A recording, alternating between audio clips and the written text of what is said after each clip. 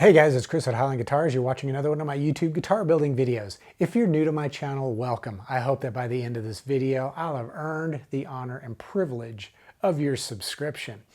In today's video, I am going to be finally installing the neck into the body of my 6-string multi-scale fan fret guitar. Now, the process of installing a neck depends on the method that you're going to be using to attach the neck.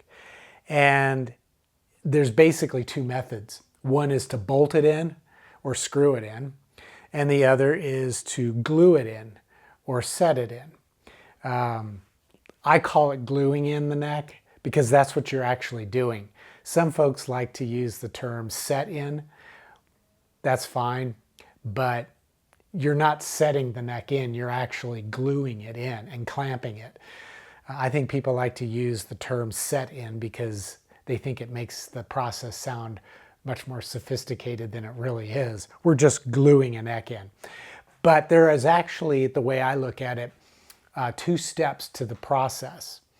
And the first is neck fitting, followed by the second step, which is actually gluing the neck in.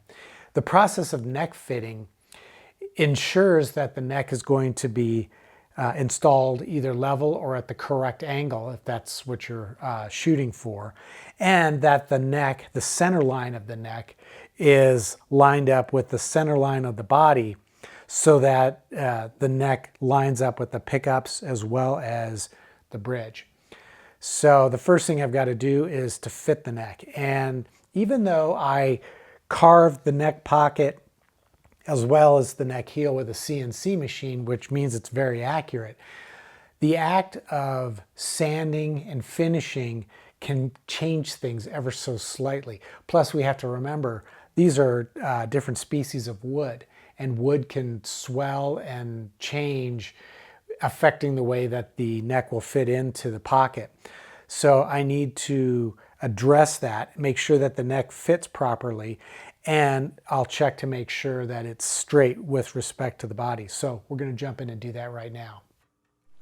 The process of installing the neck is going to require several dry fittings, and that's because right now the neck fits very, very tight, and if I force it, I could split the wood. But I also want to remove some of the finish that was built up around the edges of the pocket. Even though I masked it off, there's still some finish there that needs to be removed. So I'm going to do that with a fine-tooth small Japanese Iwasaka file. And then I also like to use an 1/8" wide chisel to remove some of the excess wood and finish that's on the inside of the pocket so that the neck will fit snug.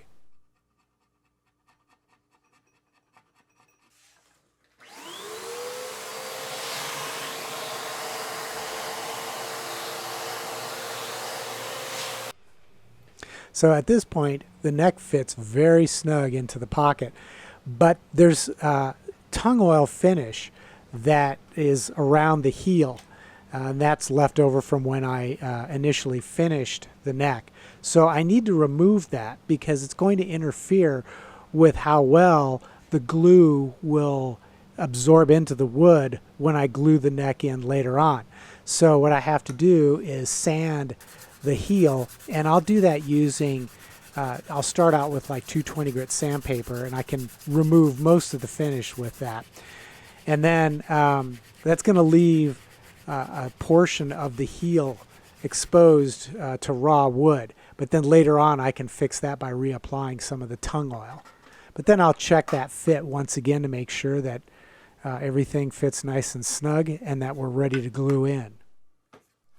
Now, one thing I noticed is that even though I had cut the body and the neck with a CNC machine, this process of sanding both the body and the neck separately meant that they don't quite line up absolutely perfectly. And I could leave it as is, but I just can't do that. So I'm going to mark where I need to remove material, and then I'll use some 150 grit sandpaper and sand away the excess wood so that when I bring the neck and the body together, they line up just perfectly, and there's a nice smooth transition between the neck and the body heel.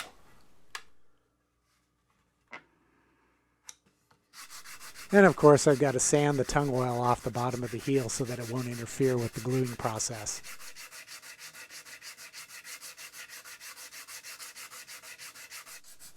Since I had to reshape the heel with the 150 grit sandpaper so that it matches up perfectly with the body, one thing I need to do is sand that wood with progressively finer grits so that the surface texture matches the rest of the neck. So I'll work my way up through 320, 400, 600, and probably 800 grit.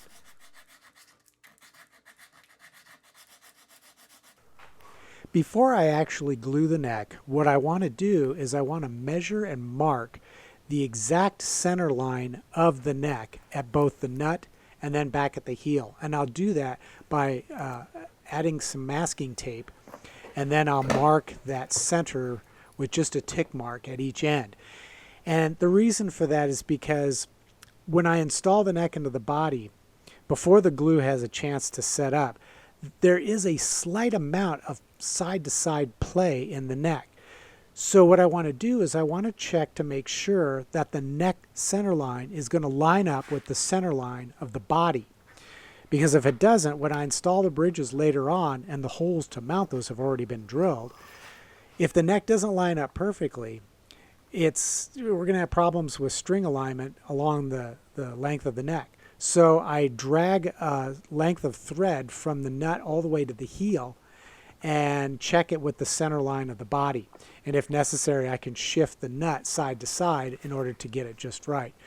But then I'm ready to actually glue the neck in. And I'm using Titebond 3 Ultimate Wood Glue, which I like to use for gluing the neck and into the body because it has a little bit longer working time. And it also is a mostly waterproof glue, so moisture that might get into there from playing with sweaty hands isn't going to affect the neck joint.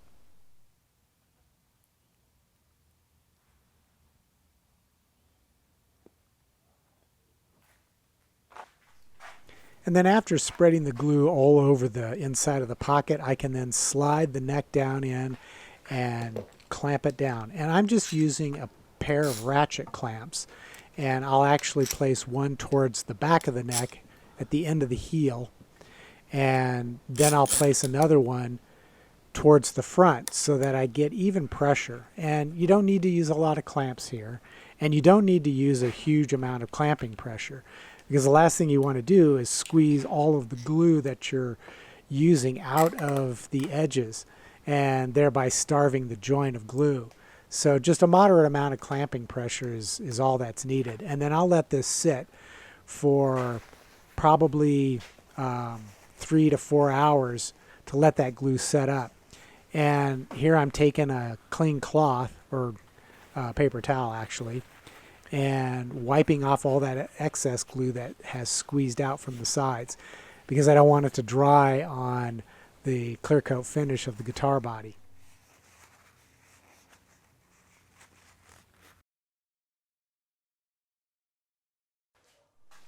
So the 3 hours is plenty of time to let the glue set up under clamping pressure. But then after that, the clamps can be removed because there's no real benefit to leaving them on any longer. Now the glue is still going to take at least 12 hours to fully cure.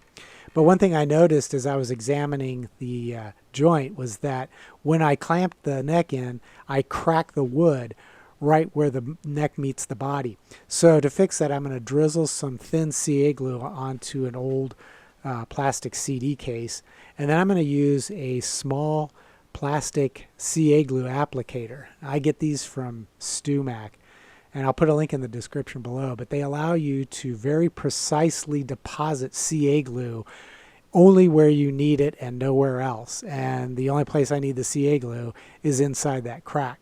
So I'll apply enough to fill the crack, and then I'll hit it with some accelerator and wipe off the excess accelerator. And then I can begin the process of cleaning up that little cracked area. And I'm just going to remove some of the excess CA glue with my half-round extra fine Japanese Iwasaka file. Then I'm going to hit it with some 220 grit sandpaper and try to get it sanded nice and smooth. And then I'll work up to 400 grit just to ensure that there aren't too many significant scratches in that finish. And then once that's done, what I'll need to do is blend the area into the surrounding area, and I'll start by taking some of the dye that I had mixed up a while back to dye the body, and I'll just dab it into that area with a Q-tip. And I'll probably do a couple coats with that just to get the color right. Then I'm just going to brush on my Crystalac Bright Tone High Gloss Clear Coat. Then the next thing I've got to do is I have to match the wood of the neck where I sanded the neck in order for it to match up with the contour of the body. So I have to reapply some of the polymerized tung oil. And I'll probably apply a couple of coats here.